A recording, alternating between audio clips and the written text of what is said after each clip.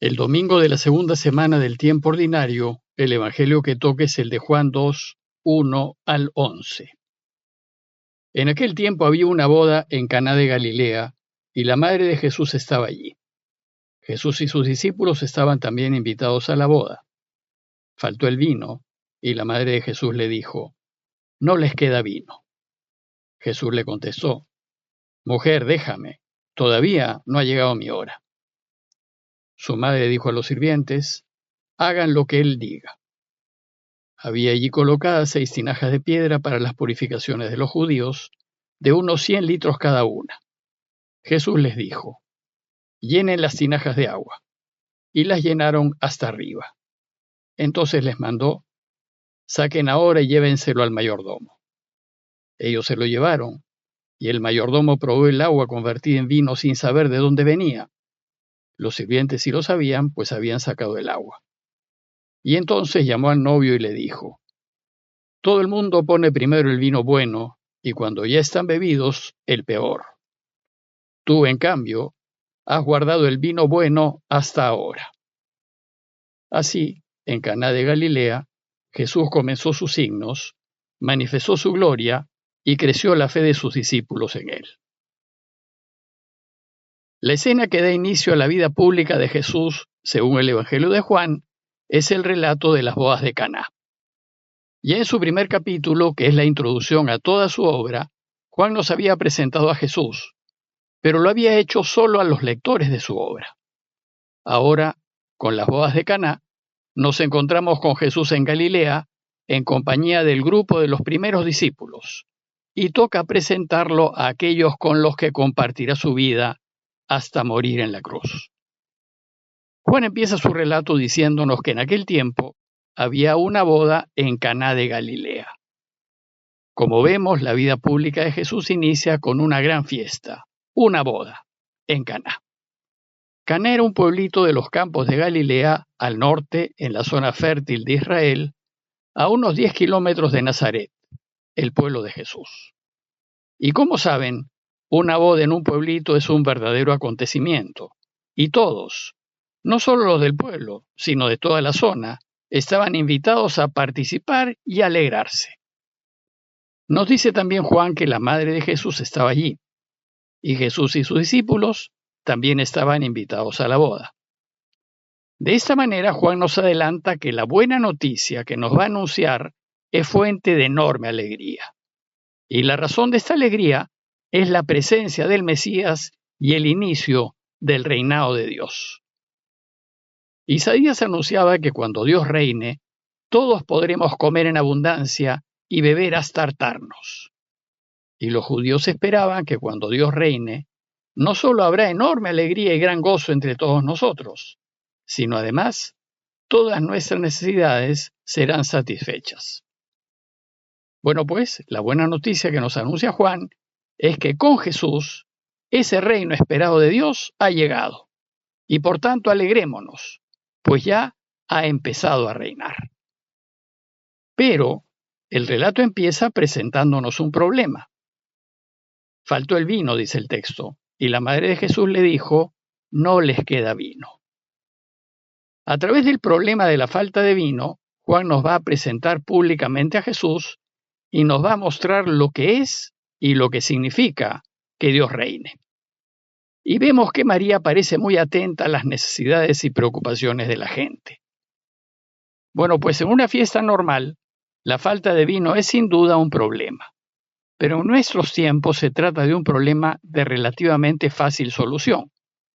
Sin embargo, en el campo, en donde lo que hay es lo que hay, la falta de vino es un problema prácticamente insoluble.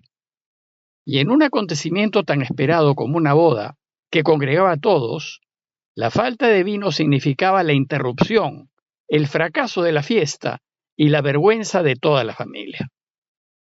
María se dio cuenta del problema y se volvió a Jesús para que lo solucione. María es aquí la imagen del cristiano que siempre se vuelve a Jesús para la solución de alguna necesidad de los demás.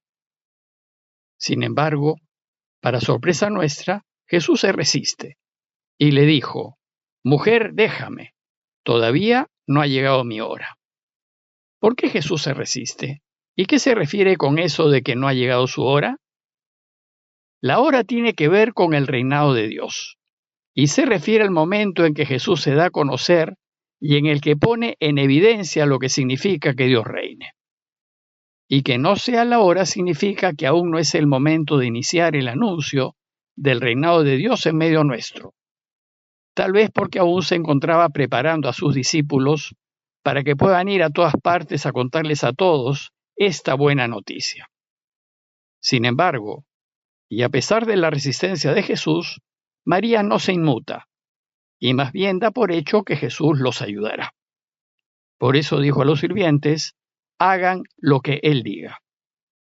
A la luz de este pasaje, la Iglesia siempre ha visto en María a nuestra principal intercesora, y nos invita a pedirle a ella para que Dios obre el milagro que necesitamos. Y sabemos ya que su pedido siempre será escuchado por su Hijo.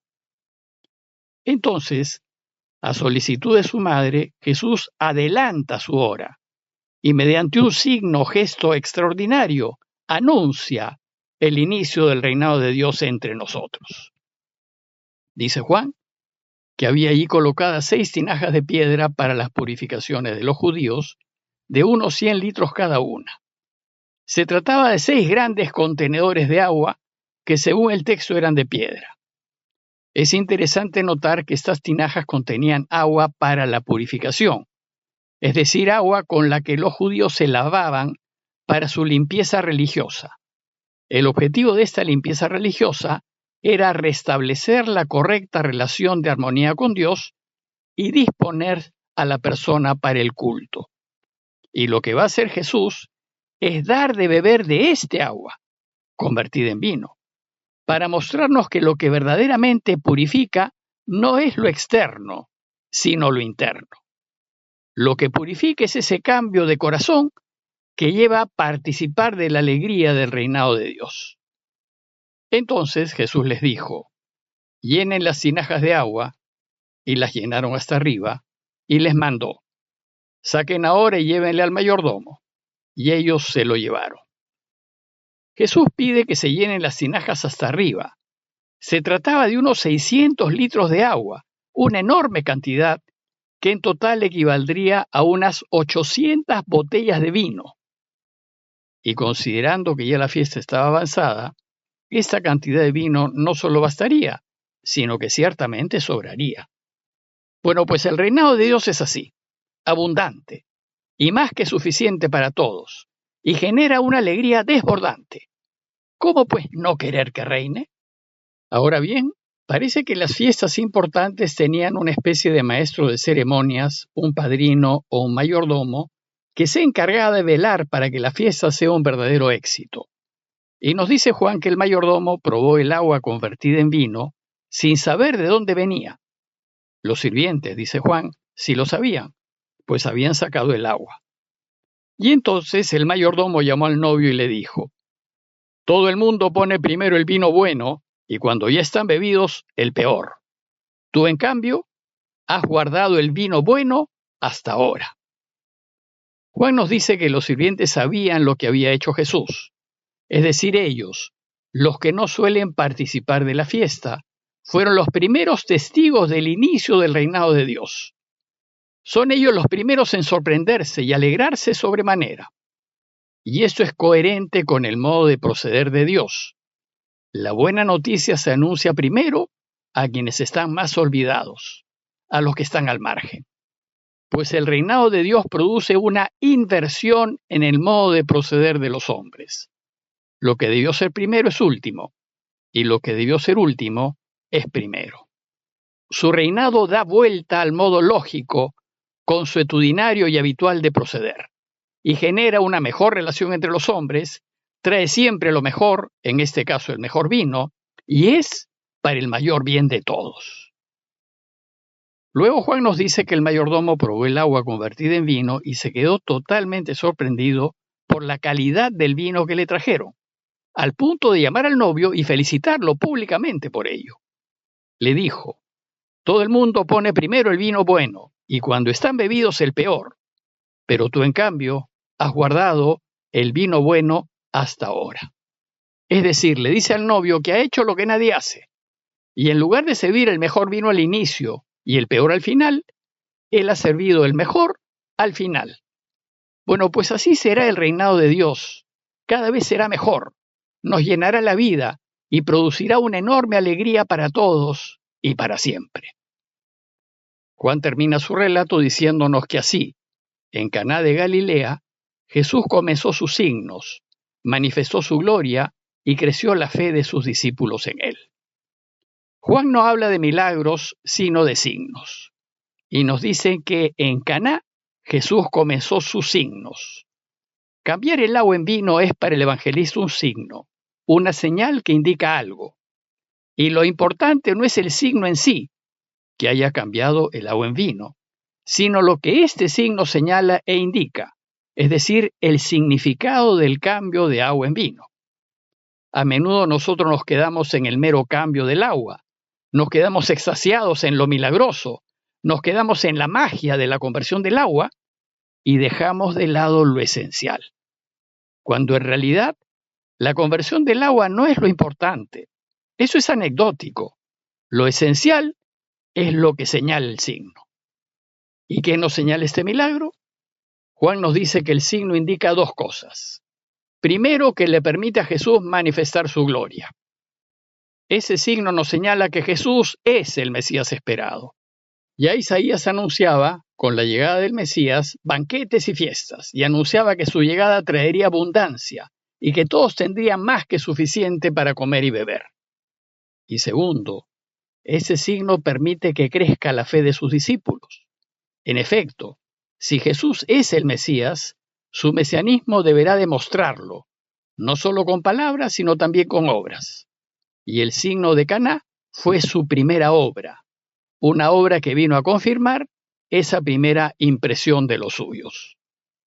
Luego, si con Jesús Dios ha iniciado su reinado, ¿qué hacemos nosotros? ¿Cuál es nuestra reacción? ¿Cómo respondemos a ello? ¿Nos interesa participar de ese reinado de Dios que Jesús nos anuncia? Parroquia de Fátima, Miraflores, Lima.